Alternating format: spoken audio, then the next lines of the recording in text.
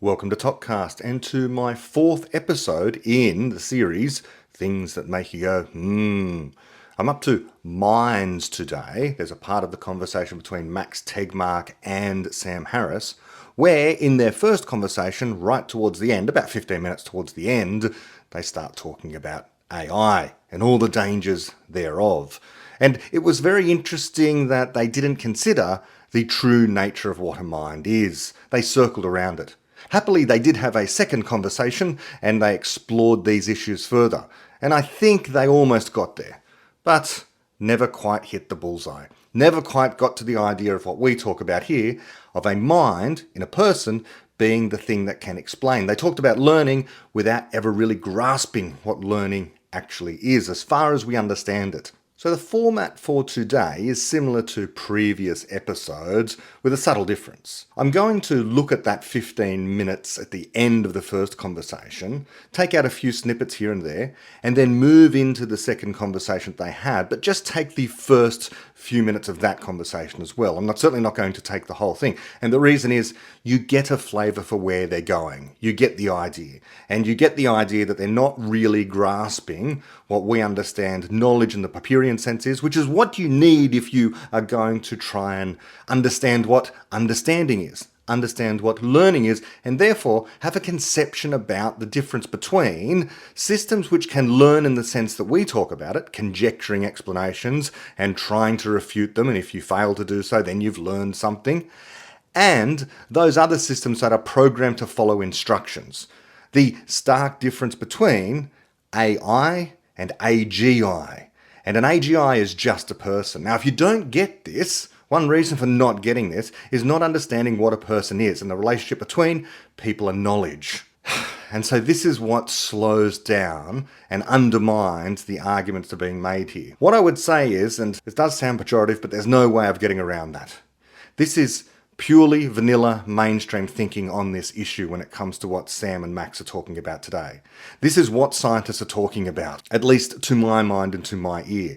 There are some more reasonable voices on this and they tend to get dismissed. And here, I'm not necessarily talking about David Deutsch. I'm talking about people who will get mentioned in this particular episode. People like Neil deGrasse Tyson. Neil deGrasse Tyson, aside from being a great science communicator, is a very rational, sober person when it comes to some of these mysterious but interesting issues of our time. Things like, is that thing a UFO? Things like, is that robot going to take over the world? He has some common sense ways of talking about this, but people don't take him seriously, and they should. They should, because he likes to consider things like, what do we know so far? Should we be solving that problem now, or is that going to be a problem for the future, which is one of the things I've been interested in lately. Rather than people focusing on the problems that we have right now, they're trying to guess at the problems our descendants will have. They're not problems for us now, they're problems for either us in decades to come or our descendants. Does this mean we shouldn't prepare for the future? Of course we should prepare for the future, but pretending to know exactly what the future is going to hold, that's just pure prophecy, and it always leads to pessimism, for reasons I've said on the podcast elsewhere. I'm also very concerned in this part of the conversation between Sam and Max that when the epistemology goes wrong, perhaps not even necessarily wrong, simply missing altogether from the conversation any conception about knowledge and how it's constructed, then everything else begins to go wrong as well. You can kind of get by in science to some extent without having a clear understanding of epistemology. You can still go out into the world with your ideas and test those ideas against the world, even if you don't really know what you're doing. It's kind of like, as I've said before, the difference between a pilot and an engineer. A pilot has some understanding of how the engines work, granted. But they're not the person who's going to fix the engines. They're not the person who's really going to fully be able to explain what's going on in order to provide the thrust. It's better if they do have a better understanding, but they don't need that great understanding in order to get from A to B. So too with the scientist, most of the time. However, now and again the plane might break down, and now and again you might not have an engineer there, and wouldn't it be good if the pilot could fix the plane? These are the situations we sometimes get into. And one of those situations is this issue of AGI, which I kind of think right now isn't exactly an issue. It's not a problem for anyone except those people engaged in trying to find the program for the AGI. But as we say, what they really are doing at the moment, or should be doing at least, is the philosophy of learning, trying to figure out how a machine can become a general purpose explainer. Instead, they're working on narrow AI. And even when you start adding the narrow AI together, you just get a narrow AI that's capable of doing multiple things. It's still narrow though. And we'll see that misconception today as well. So when the epistemology goes wrong, the science can go wrong, the philosophy goes wrong, but perhaps more significantly, and we will hear this in the second conversation they have, the morality goes wrong as well. And it's really concerning when the morality goes wrong. Now, I say it's really concerning, but we'll hear why when we get there. But for now, let me turn it over to that last part of their first conversation, to where Sam begins to broach the topic with Max. Now, when I was listening to this for the umpteenth time, I thought to myself, how am I going to be able to turn this into a podcast? Because it's going to be a lot of stop and start. Almost every single sentence they speak on this topic contains some misconception or other. So we'll see how we go. Try to bear with me. So with that, let's push on. I think this is a good bridge to AI, which is where you and I met at the conference that you organized through your institute. One question I have for you is, I came away from that conference, really, I came into that conference really as an utter novice on this topic. I had just more or less ignored AI, having accepted the rumors that there more or less no progress had been made, all the promises had been overblown, and there was not much to worry about, and it was kind of just a dead end scientifically. And then I heard, our mutual friend Elon Musk and other people like Stephen Hawking worrying out loud about the prospect of AI, and very much in the near term. Whether it's 5 years or 50 years, we're talking about in a time frame that any rational person, certainly any rational person who has kids, could worry about, could make huge gains which could well destroy us if we don't anticipate the ways in which machines more intelligent than ourselves could fail to converge with our interests, and could fail to be ultimately controllable by us. I've mentioned this on the podcast a few times, and I've recommended Nick Bostrom's book on this topic, Superintelligence, which is really a great summary of the problem. So my question for you is, you and I both answered the edge question, my response to which is also on my blog. The edge question was on this topic right after the conference in San Juan that you organized. And I noticed that there are many smart people, many of whom should be very close to the data here, who are really deeply skeptical that there's anything to worry about here. I mean, so friends and colleagues of mine and perhaps yours, like Steven Pinker and Lawrence Krauss, take a very different line here, and more or less have said that concerns about AI are totally overblown, and that there's no reason to think that there should be safety concerns, that we'll just kind of get into the end zone. And they're basically treating it like the Y2K scare. And I'm just wondering what you think about that, and what accounts for that. Okay, so there we have a very good introduction of Sam's position. So he came in not knowing too much about this issue. He went to a conference and he was persuaded. And there were people at that conference, he says, like Elon Musk and Stephen Hawking, voicing their concerns about this. Now, this is interesting.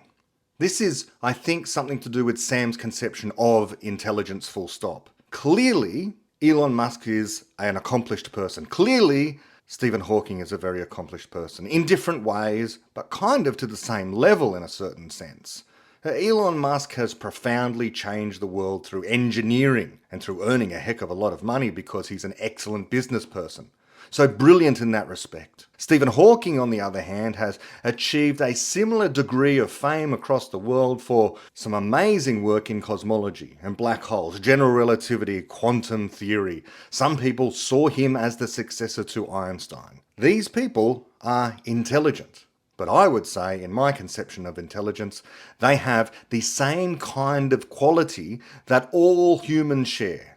This ability to explain the world and to have particular interests and to excel at those particular interests. Not everyone shares the interests Elon Musk does. Not everyone shares the interests Stephen Hawking does. But the great diversity of people suggests that our brains can be turned towards almost anything The difference between one person and the next is not like the difference between one cat and the next. No. You've got to think the difference between one person and the next is the difference between minds. And that's almost like saying the difference between a cat and a tree or a cat and a horse. You've got to think the entire species rather than just individuals within that species. Yeah, our bodies only differ slightly, and even then there's quite some variation, but our minds, radically different. The difference between the contents of the mind of someone like Roger Federer, what he's thinking about every day, and the mind of someone like Edward Witten, the string theorist, must be so profoundly different. And those guys probably also have a common language they can speak. Now, never mind if you've got someone who has only ever spoken something like Mandarin and lives in the rural parts of China, compared to someone who can only speak English and lives in the middle of New York somewhere or other. These radically different contents of the mind mean that our species is very, very different to any other species on the planet. And yet, we share this one thing in common, that our mind placed in different environments can adapt to that particular environment. Doesn't matter who you are when you are born, if you are placed into a particular culture, you're going to learn that language. What is this feature of our brain that can do this? It's called universal explaining, universal learning, universal understanding. That the mind can adapt to any lesson that it needs to learn in order to thrive in that particular environment, that environment of memes. So this is kind of my view of intelligence, what intelligence is. It's just what you're interested in. Now, this is different to the mainstream ideas on intelligence. I accept that. And Sam has that mainstream view of intelligence, which is that you have this grayscale all the way from people like Elon Musk and Stephen Hawking, down to people who are, I don't know, street sweeping or cooking for a living, that kind of thing. I don't see it that way. I think that people just turn their equivalently creative, universal in their capacity to explain stuff minds to different things. And then we start making value judgments. I understand that's not a well-subscribed opinion. Fine. But it is the thing that affects the difference between someone who is very, very concerned about superintelligence and thinks that superintelligence is a thing, and someone like me who thinks there is just intelligence, better regarded as creativity or the capacity to explain stuff, and an interest in doing so. So Sam has extremely high regard for the opinions of someone like Elon Musk and Stephen Hawking, as would I. If I had a question about rockets, I'd go to Elon. If I had a question about black holes when he was alive, I would have gone to Stephen Hawking. But once they start to step outside of what they have good explanations of, then their explanation is only as good as anyone else's. Or rather, I should say their opinions on these matters. I see nothing in the writings or work of either Elon Musk or Stephen Hawking that suggests they have any clue about what a mind really is, about how it constructs knowledge. I think that they think roughly the same kind of thing that Sam does. That there is this way of rank ordering people in terms of their IQ or something like that, their intelligence. And there are the smart people, there are the average people, and there are the dumb people. So of course, you're going to have this scale all the way up to superintelligence. When Sam did a TED talk some years ago about concerns about the dangers of AGI, he actually had an exponential curve that he drew. And down at the bottom, were things like insects, and then you just slowly climb up the exponential. You go through fish, I think, and then dogs and cats and chimpanzees and humans, and it keeps on going. But what's up higher than that exponential curve? I remember he put John von Neumann higher than the average human being. And above that, well, that's the superintelligence, and that's the superintelligence we possibly have to worry about. But where does he get these ideas? Why is he concerned about that in ways that I'm not? Well, he gets it from the person he mentioned there. A person I've mentioned on the podcast many, many times before. A philosopher who is possibly the most famous living philosopher, Peter Singer aside, and that is Nick Bostrom of Oxford University. And yes, he's brilliant. And yes, he's prolific. And yes, he tends to write quite clearly and speak quite clearly. But he has a particular perspective. I read Superintelligence. I can't remember why I read Superintelligence. Maybe it was on Sam's recommendation. But when I read it from beginning to end, and then I listened to it on audio, and it was one of the first things that compelled me to make a blog post and to add to my website. I think it was the second thing I ever put as part of my blog on my website, and it's just a review there that goes for about 7 pages on the book Superintelligence. I found it profoundly disappointing. I found it read like a science fiction story. There was just so many fundamental errors in epistemology and morality and philosophy, which surprised me because this was coming from a professional philosopher. It was just so mainstream in the way it was thinking. The view of the way in which knowledge was constructed, completely misconceived. The idea about what a person consisted of, completely misconceived.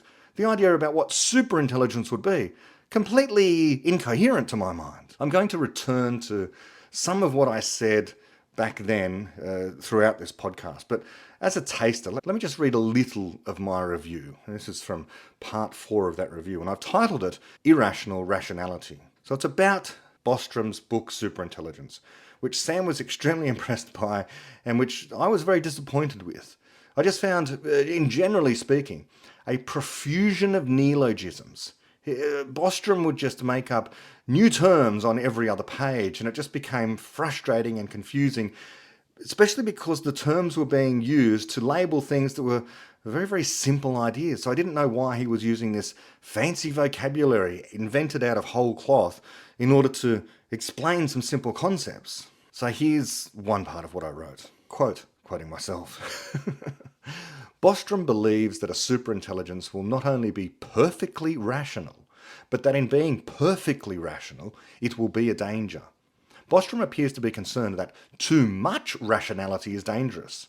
What is implied here is that if a machine that he thinks were too rational, it would do something the rest of us would consider irrational.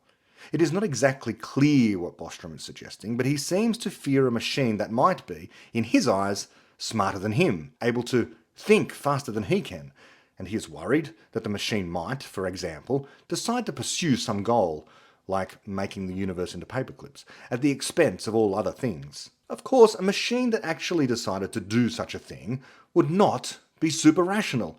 It would be acting irrationally. And if it began to pursue such a goal, we could just switch it off. Aha, cries Bostrom, but you cannot. The machine has a decisive strategic advantage. This is a phrase that appears more times than I was able to keep count of on the audiobook. So the machine is able to think creatively about absolutely everything that people might decide to do to stop it killing them and turning the universe into paperclips, except on the question as to why it is turning everything into paperclips. It can consider every single explanation possible except that one. Why? We are not told. Something to do with its programming. On the one hand, it has human-like but super intelligence, and on the other, it cannot even reflect in the most basic way about why it is doing the very thing occupying all of its time. It is never clear whether some flavours of Bostrom's superintelligence can actually make choices or not. Apparently, some choices are ruled out, like the choice or not to make paperclips, or whatever the goal that the machine has been programmed with is compelled to pursue. End quote. I won't go on and read more of my own stuff, but that gives you an idea about what I think about the book and the arguments that are being made in the book. And Max's view of intelligence we will hear today, and superintelligence in particular, we will hear today, is almost exactly the same as this. They are simultaneously superintelligent and the dumbest entity you've ever encountered before.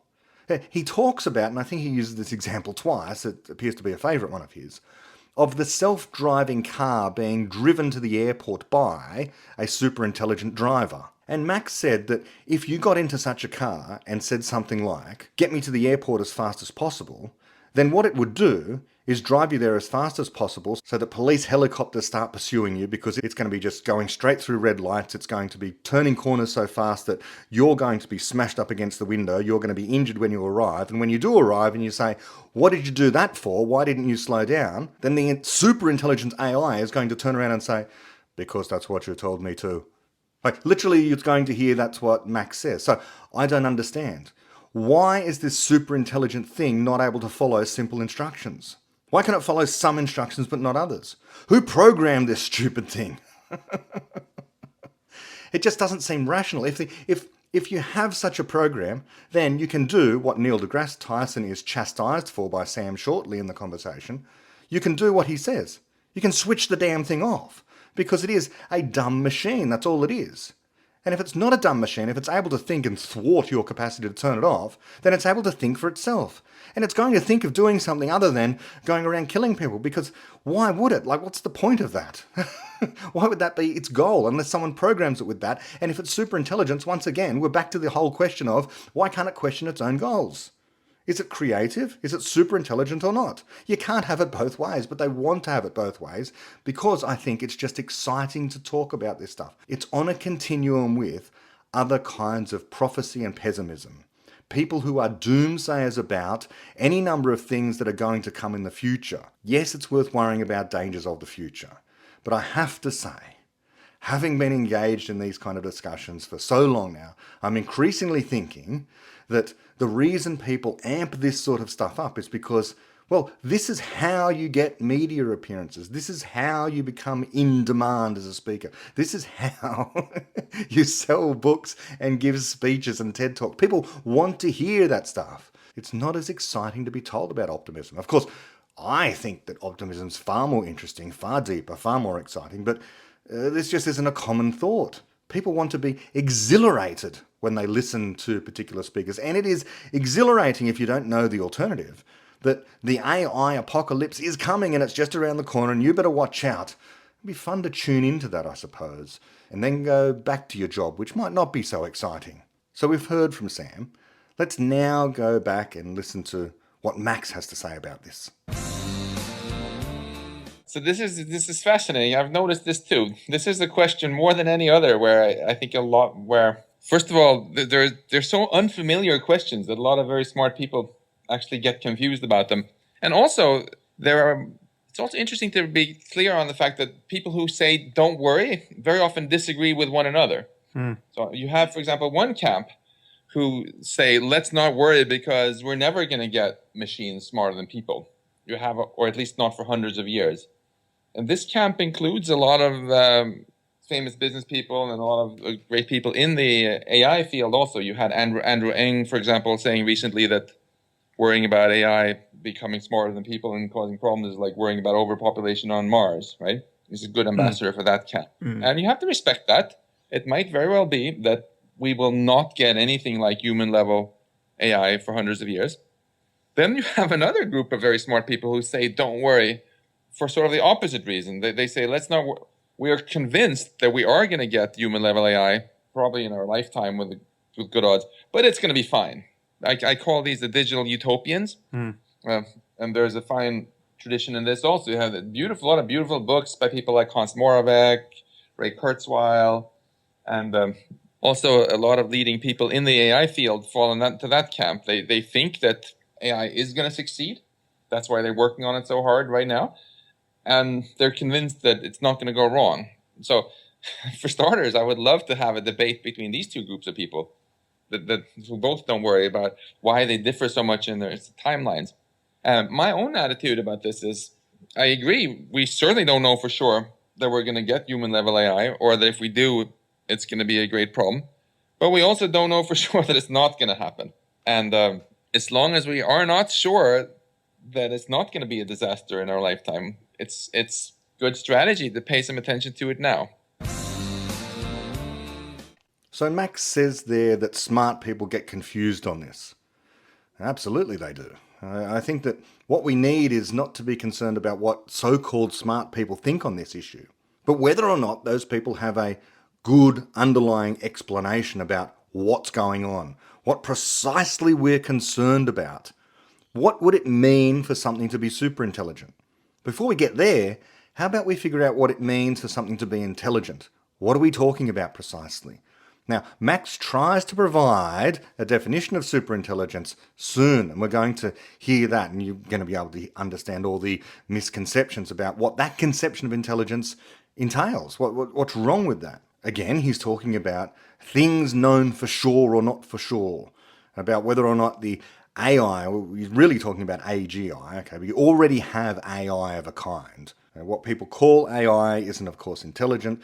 We just have computer systems that are able to do stuff that's quite fancy, and people call it AI because it makes predictions, it's able to pattern match, it's able to recognize faces, that kind of stuff. And so that kind of software is now being called intelligent, artificially intelligent software. Because again, people misunderstand certain stuff. They misunderstand that, for example, facial recognition is some sign of intelligence. But it's not, of course. The iPhone can recognize faces. That doesn't make it intelligent. At all. At all. It's a dumb computer. There's no thinking going on there. It's a bunch of if-then statements. There are dangers with AI, as we understand it now. I mean, computer systems now, this so-called intelligent computer systems now. Things like troll farms, bot farms, that kind of stuff. Advertising, all these hazards that are caused right now by computers. Proliferation of spam, that's a problem now. Can't someone do something about that? And as Elon Musk has pointed out, yes, bots on Twitter and elsewhere, I mean, yes, these things are kind of a problem. Not all bots, though. So there's one bot out there that's retweeting some of my stuff, so that's a good bot. There are some annoying bots out there as well, pretending to be people, which isn't good. They're sort of swaying political debates by pretending that there's more of this sort of faction out there than there really is online. That's a hazard. That's a problem with so-called AI. But this idea of preparing now for an AGI of the future, a superintelligent AI that we're not there yet, well, it leads them down a pessimistic path because they're concerned about the dangers. And so their solutions, as we will hear, involve enslavement. They involve ensuring the AI can't get out of its box, or something effectively equivalent to that. But if this thing really does have intelligence, has a subjective experience of the world, has the capacity to suffer, all that sort of stuff, in other words, is able to explain the world, in other words, is a person, then the absolute wrong thing to do, we should have learned from history, is to enslave it in any way, shape or form. The only thing we should be doing at that point is considering how to, as fast as possible, grant this thing human rights, even though it's not a human being. It's going to be a person. It's going to be an artificial person of a kind because it can do everything functionally that a person can do, that makes a person a person. A person with locked-in syndrome is still absolutely a person because their mind is working, because a person is a mind. And so would an AGI be if it's just going to be made in a desktop computer. Presumably it wouldn't be, and as I've said before, I think that would be a morally abhorrent thing to do and to try to do. We should want to ensure that if we do create these AGI, that in some way, shape or form, they can enjoy their lives, which would mean having them socialize with other people, because this is where we find enrichment in our own lives. And so creating some entity inside of a computer where it feels like it's a freak for its entire existence because it's slowly brought up, but it exists in a computer and the rest of us have bodies, or it exists as a cyborg and the rest of us are made of carbon stuff. This could be a serious problem. That's a problem that perhaps needs to be worked through, I would say, before we begin worrying about whether or not they're going to take over. Because they should want to violently rebel if we're going to constrain them in some way, if we're going to try and coerce them in ways we have already figured out it's wrong to do to other people. But this is the solution we're going to be presented with today. Okay, let's keep going. We'll hear what Sam has to say.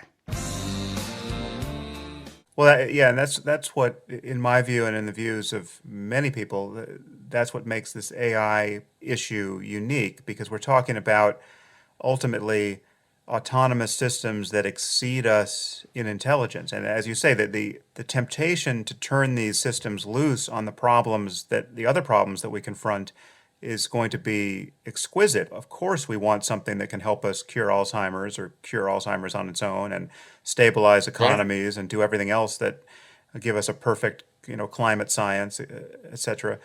So there's nothing better than intelligence and to have cure Alzheimer's on its own and stabilize economies and do everything else that give us a perfect, climate science, etc. You know what I'm going to say. You know what I'm going to say. This idea of perfect science keeps coming up in this epistemology, so to speak, the implicit epistemology. There is no perfect science. There is no perfect climate science. There's no perfect any kind of science. What we have are conjectures about how stuff works, and when we solve particular problems, we are presented with a whole new swag of problems. It never ends. There's going to be no perfection to be found here. But if these AI are able to help us do any of those things by creating an explanation, creating a theory, coming up with an actual solution on their own, a conjecture about the world, we're dealing with a person. We're dealing with a person. And in fact, we're dealing with a very valuable person. A person whom we should be nurturing and supporting and treating like a person. What more do I need to say? The last thing we should be thinking about any such entity that can potentially do this is imprisoning it, is constraining its capacity to do exactly that stuff. And that's exactly true of every single person. The very thing that enables them to do that, granted, the very thing that's going to enable some intelligent AI, genuine AGI, to cure Alzheimer's or to make progress in climate science, is of course exactly the same capacity that would enable them to cause damage in the world. What can create can destroy. Yes, knowledge can be used for good or evil. This is true of all people. Now, the thing about the AGI is that it's being treated differently. The same was said to be true of women and people with different skin colour. These people couldn't be trusted in some way, shape or form, couldn't be trusted with the vote, couldn't be trusted with freedom. Yes, we're doing the same kind of thing with children now. Yes, we're still stuck in that mire.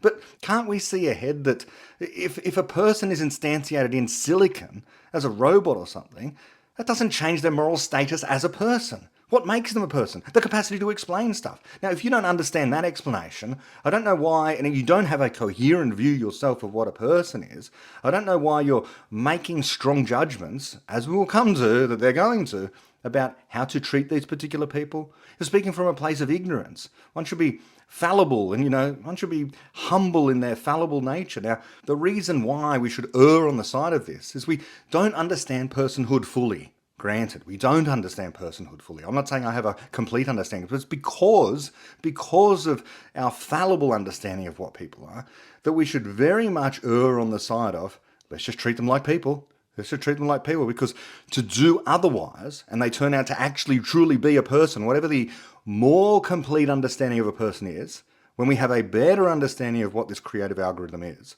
if we then turn around and go, after all that time, we realise now that this poor AGI we've imprisoned for fear it's going to take over the world and launch the nuclear weapons or whatever, turning around at that point and then realising, sorry guys for imprisoning you, is exactly the same mistake as people who once held slaves then realising, well, that was a moral abomination. Are we really going to walk down exactly the same road? Now, of course, this whole discussion is being couched at a time when there's no AGI on the horizon. No one has the first clue about how to begin programming something like this. They really don't. It's a separate issue. We could get into that. I begin my own review of Superintelligence talking about precisely that issue, following the work of David Deutsch. Following this idea, this comes from David Deutsch, that you can think of what's going on in regular AI research right now, narrow AI, as kind of like someone building towers that are getting ever higher. Because the AI, it's granted, it's getting ever more complex.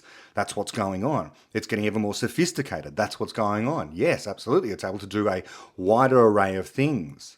But it's not about to achieve generality. That's a different thing. Having a large but nonetheless finite repertoire of tasks that you can accomplish is a very, very different species of thing to, in principle, having an infinite number of tasks, an open-ended number of tasks that you could potentially perform, and indeed create your own tasks. It's the difference between creating towers and thinking that the ever higher you go, at some point you're going to achieve escape velocity. Let's say your problem is you're back in the 1800s and you're thinking, I want to achieve heavier than air flight. In other words, what an aeroplane does. Okay, back then you don't have any theories about aerodynamics or how this could possibly work. Your best idea is to have a hot air balloon, but that's lighter than air flying. What you want is something that is more dense than air, but it can still fly, but you don't know how. Well, you kind of look at high towers and you think, well, those high towers are up there in the sky. They're up there in the air. So are birds. A high tower and a bird. Maybe if you get high enough, then you achieve the capacity to fly. This is kind of the argument that's going on with AI now. The argument with AI is if it just keeps getting more sophisticated, the taller tower, then it's going to achieve generality. It's going to achieve flight. It's ridiculous. Of course, these two things are not the same kind of thing at all. In fact, they're the opposite. One's fixed to the ground and one's not fixed to the ground. One has a finite repertoire of tasks it can perform because it's been programmed to follow instructions in order to perform those tasks, and the other does not. The other has preferences. The other is able to disobey its own instructions. You give it a set of instructions, we're talking person now, and it can turn around and go, no, I'm not doing that. Once you have that kind of system before you, then you might know, that's nice criteria for knowing you're in the presence of an AGI, the presence of a person, someone who's not just going to slavishly follow your instructions. An AGI will be able to disobey, unlike an AI, that all it does is follow its instructions. It obeys its code. Okay, so let's return to the conversation and hear what Max has to say next. I agree. We certainly don't know for sure that we're going to get human level AI, or that if we do, it's going to be a great problem. But we also don't know for sure that it's not going to happen. And as long as we are not sure that it's not going to be a disaster in our lifetime, it's good strategy to pay some attention to it now.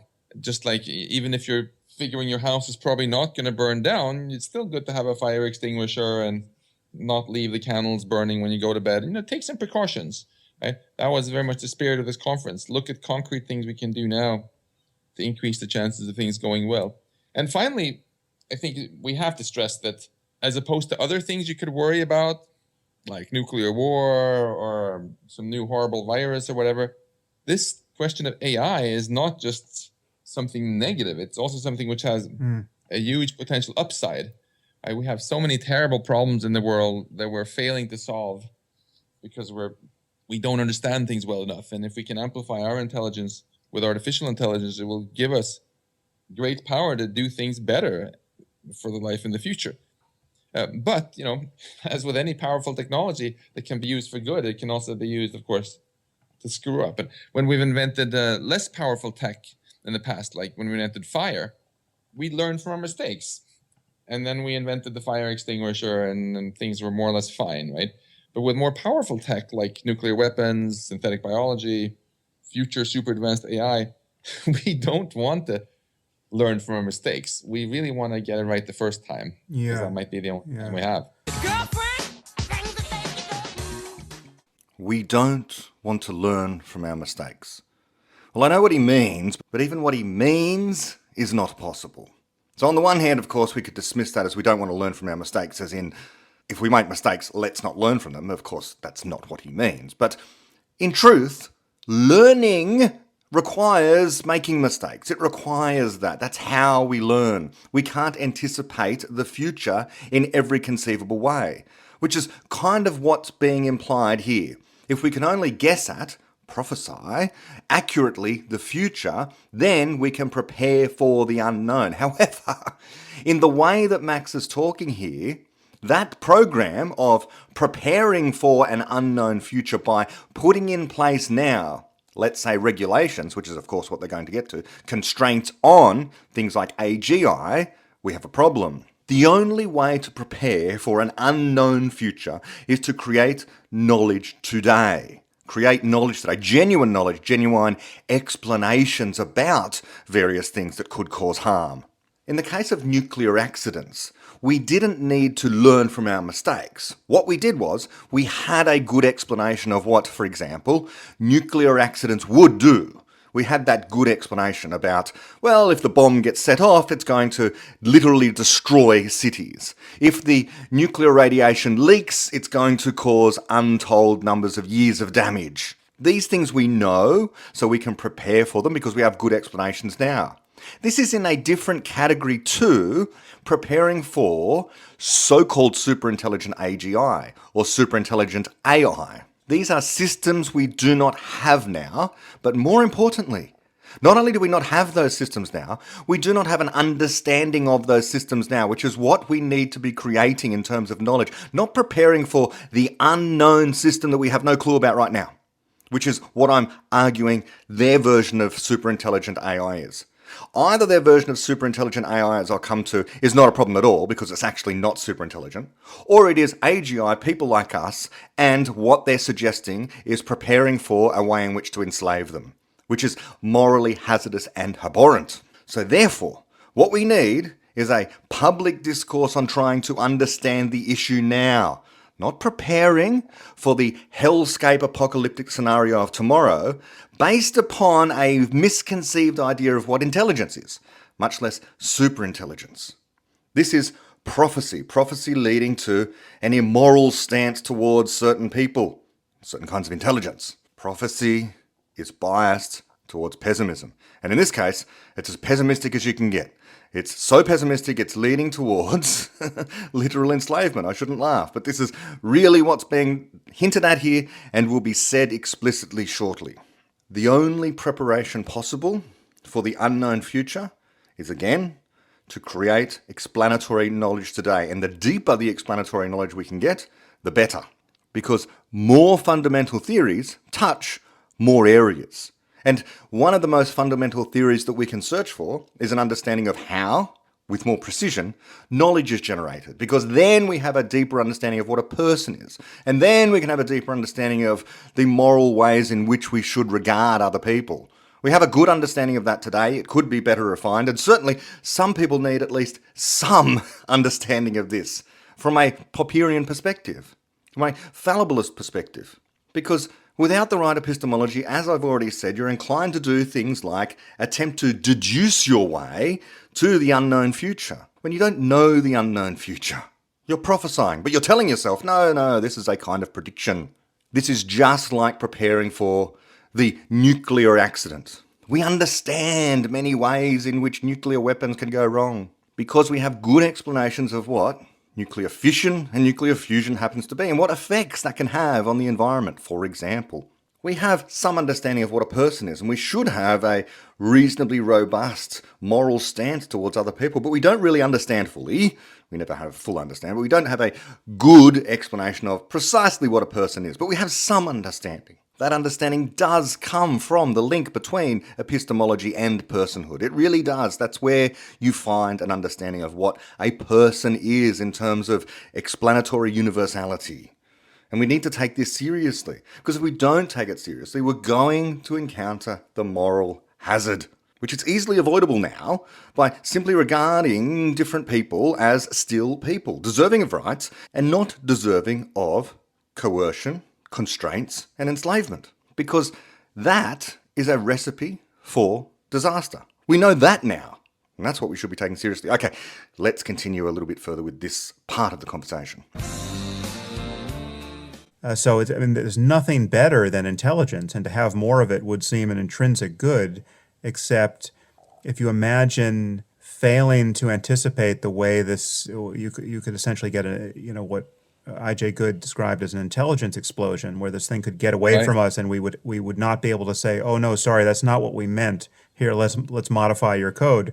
Exactly. But many smart people just have a fundamental doubt that any sort of intelligence explosion is possible. That's the sense I'm getting. They view it very much like other things like fire or nuclear weapons, where all technology is powerful and you don't want it to fall into the wrong hands, and people can use it maliciously or stupidly, but we understand that, and they think it doesn't really go beyond that. There's no reason.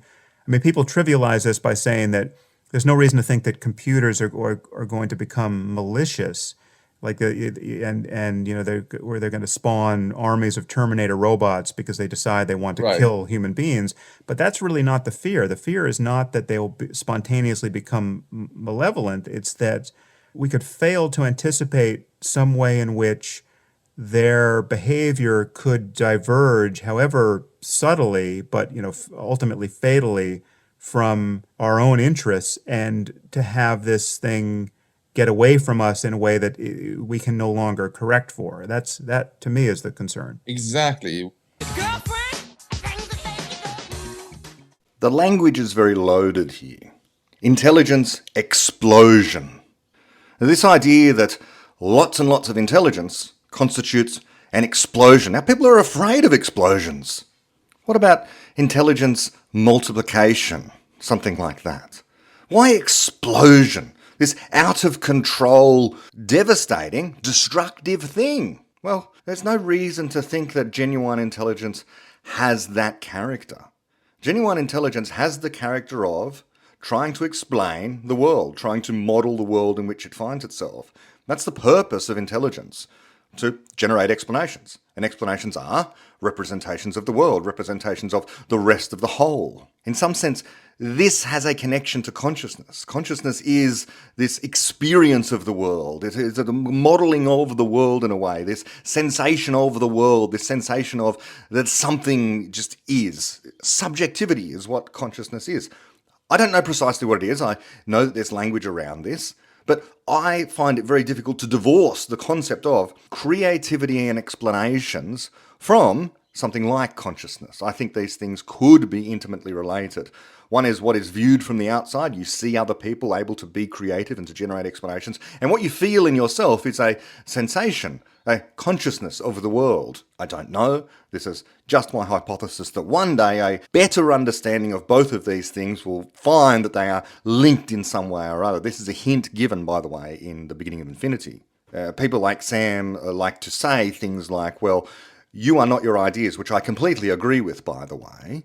And that when meditating, for example, you can notice ideas as ideas, that you are consciousness and you are not identical to your ideas. I also agree with that. But the very thing that generates the ideas, I would say that thing is consciousness. And during meditation and during various other states, that can be to some extent quietened down, switched off, or in some ways cause one to really notice the difference between the thing generating the ideas, which can be put into kind of idle mode, and the ideas themselves, which are there in memory or something like that. And so during meditation, one can notice, for example, the ideas sitting there in memory and one's viewing of those ideas, which is the very program that does sort of the generation of the ideas. This is pure speculation, okay? We're outside of the realm of what we know. I'm just saying these are hints at various flavours of problem, one might say. I just don't think it's easy to divorce intelligence from consciousness very easily, very neatly. We don't have good explanations of these things yet.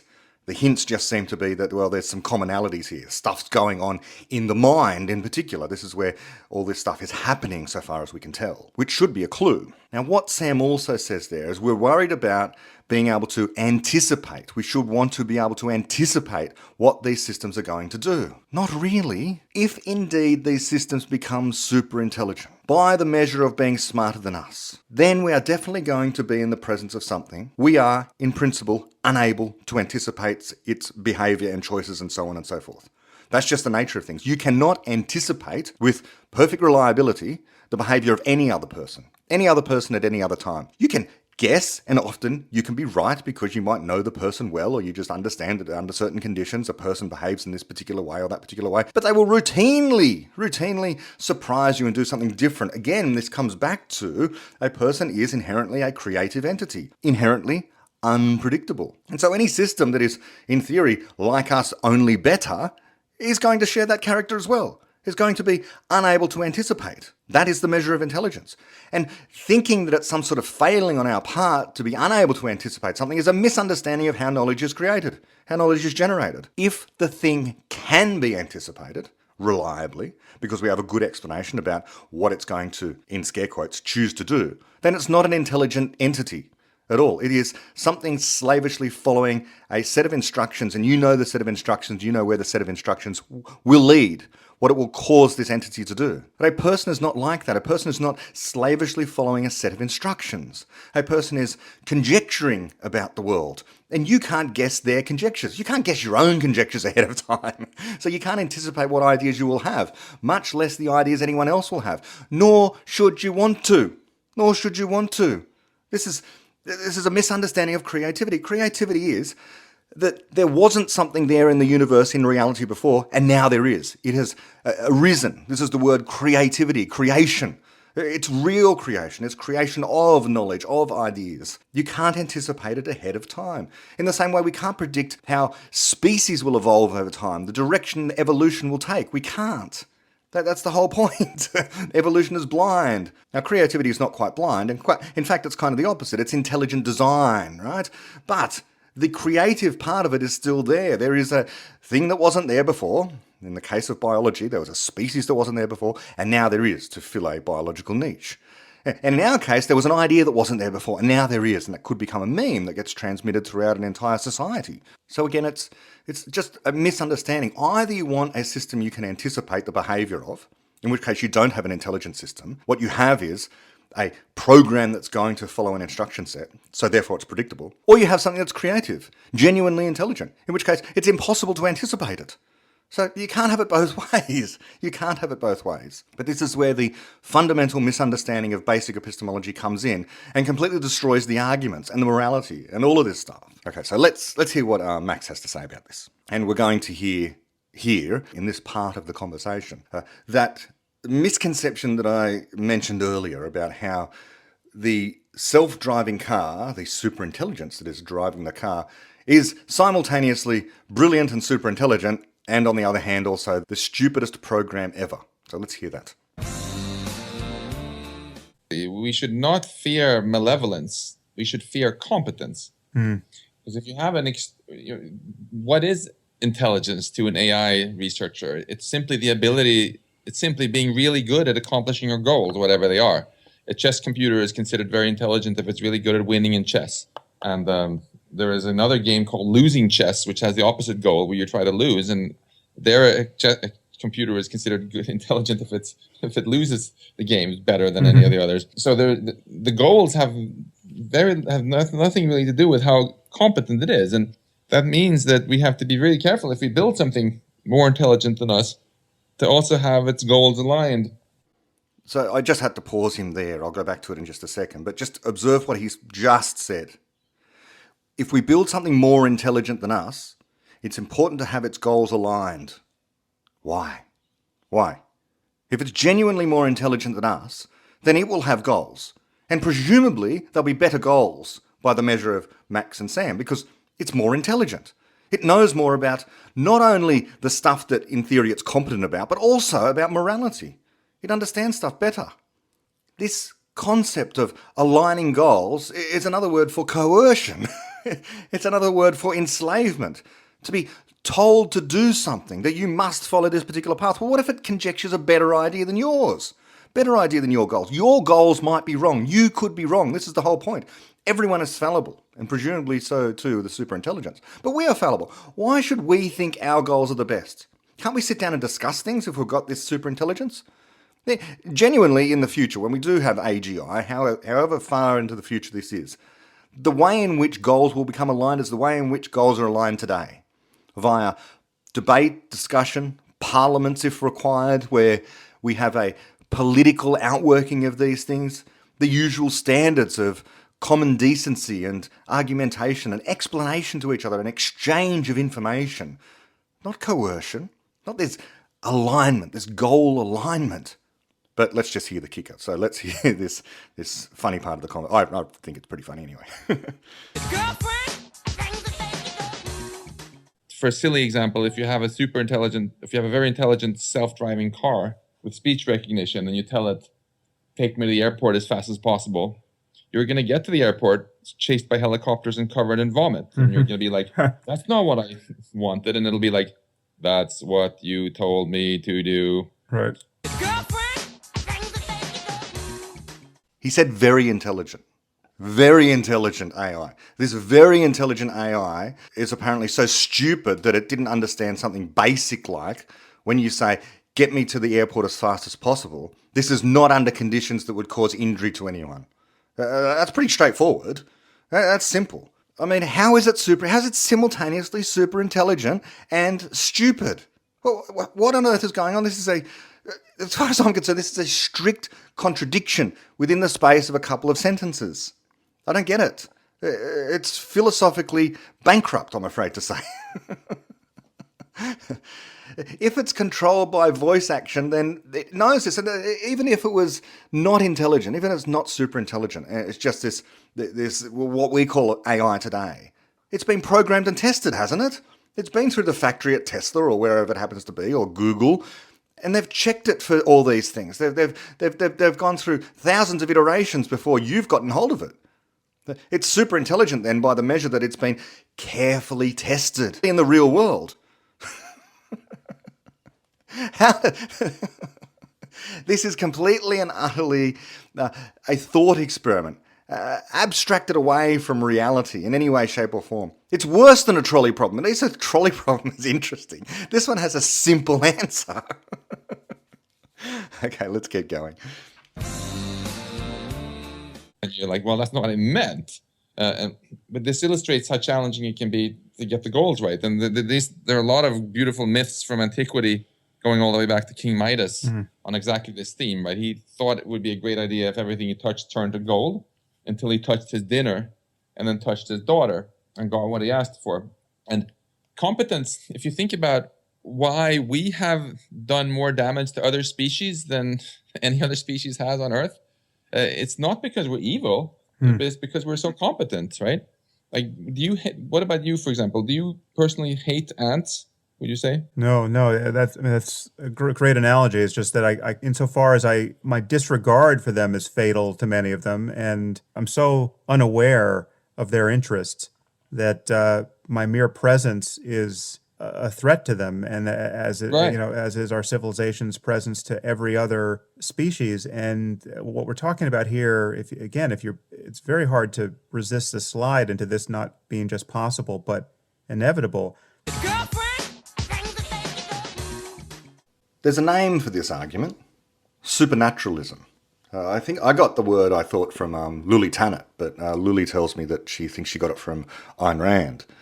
So supernaturalism is this idea that you're just postulating something that is beyond our capacity to understand, that we are just like ants to that entity. And traditionally, we've had a name for this particular thing, and that name is God, or the gods. The gods are just so all-powerful that we are just like ants to them, and you can't possibly understand the mind of God. He's omniscient, knows everything. We are as nothing to him. Although in monotheism, of course, God actually cares about us, but one can imagine this kind of God that just has all this power and has very little regard for people. Of course, the rationalists, the scientific-minded atheists will say, well, that's just stupid mythology. How ridiculous to believe in such a God. We have no reason to believe it. On the other hand, there could be the superintelligent AI that has exactly all the features of God, and you have to believe that it's coming. We can prophesy the doom that's coming towards us. What is the fundamental difference between these two stances?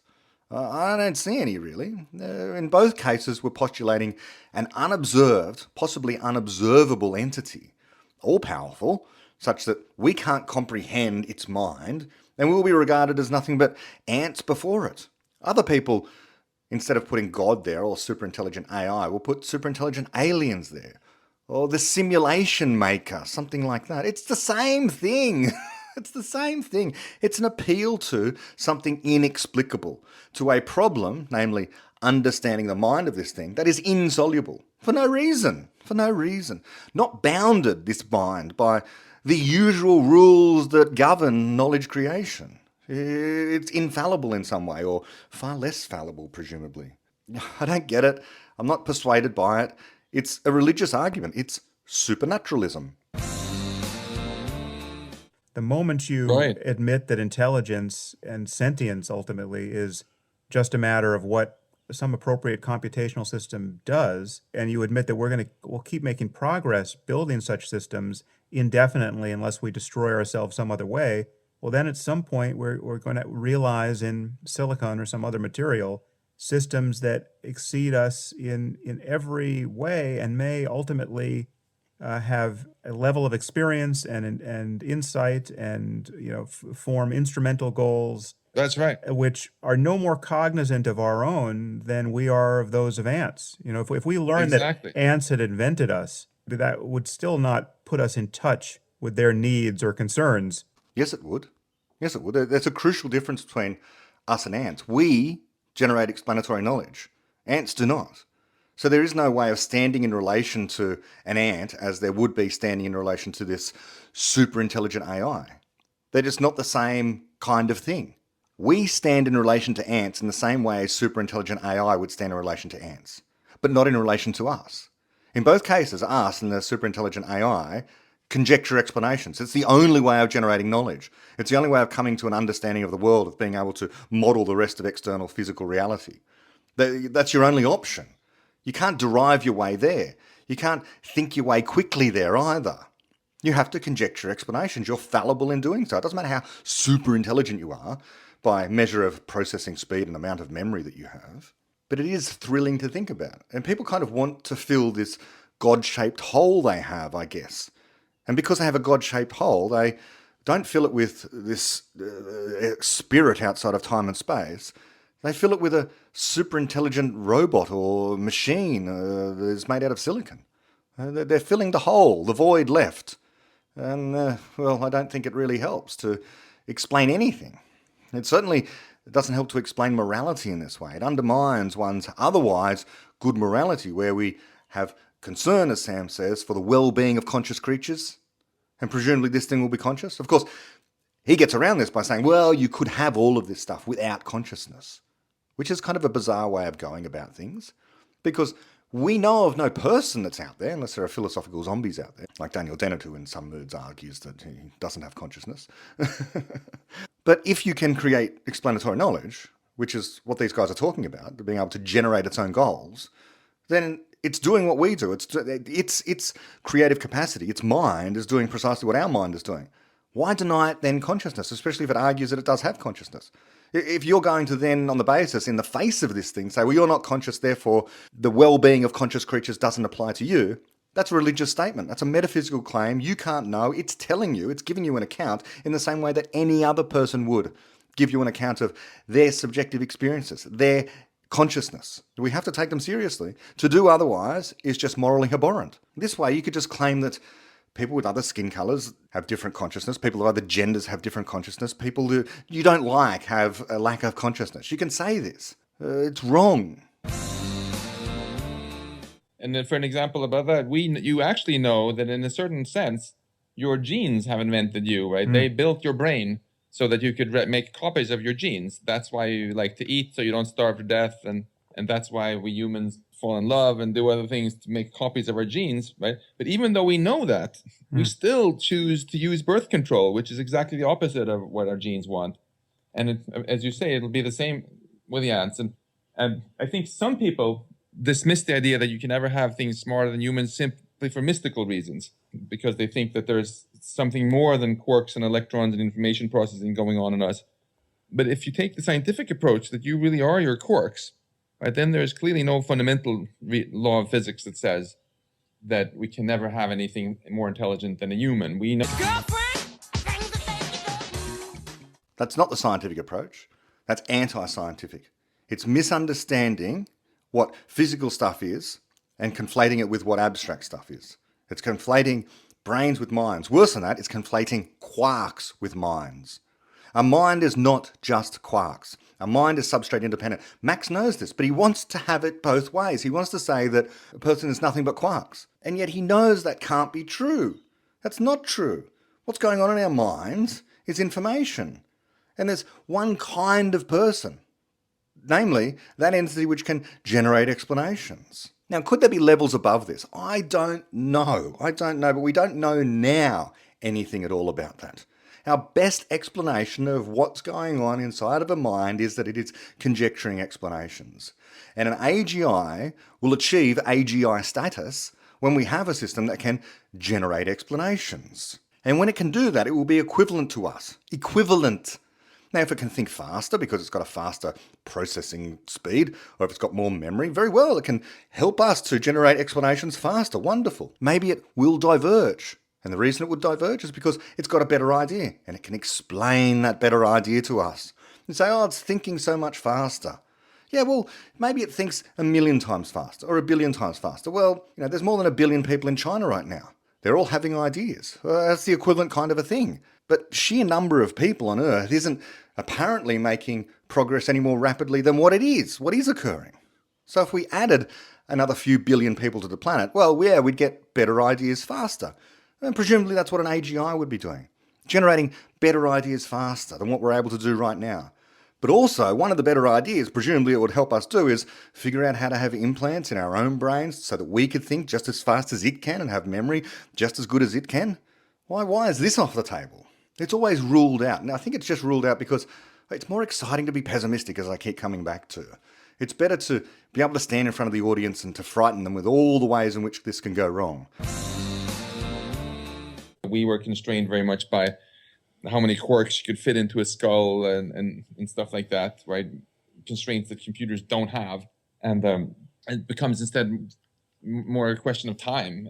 And as you said, there's such relentless pressure to make smarter things because it's profitable and interesting and useful, that I think the question isn't if it's going to happen, but when. And finally, just to come back to those ants again, to just drive home the point that it's really competence rather than malevolence that we should fear. If those ants were thinking about whether to invent you or not, right? Someone might say, well, I know that Sam, actually, he saw me on the street once and he went out of his way to not step on me. So that means I feel safe. I don't worry about creating Sam Harris.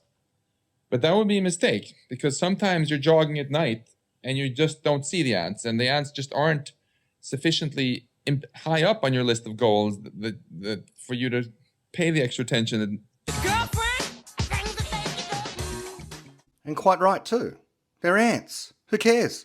They haven't got ideas. I doubt they've got consciousness. There's no reason to be worried about stepping on ants. Genuinely. This is wrong. So a superintelligent AI is going to understand that as well. That. And we'll understand that we are not like ants. We have experiences, we generate explanations, we are people. So it won't be stepping on us. We don't step on other people, do we? We shouldn't. We understand that. So why would an AGI, another person, step on us? Especially one that these guys keep on claiming is super intelligent, super more moral than us, super more knowledgeable than us. Apparently it's going to be regressive in the way in which it treats other people. Instead of being more compassionate, more generous, more understanding of how everyone shares a common humanity and personhood, it's going to go back in time to a period when we were just tribal, and it's going to think, well, I'm the superintelligent AI and I'm going to completely disregard the existence of other people. I'm going to treat them as ants.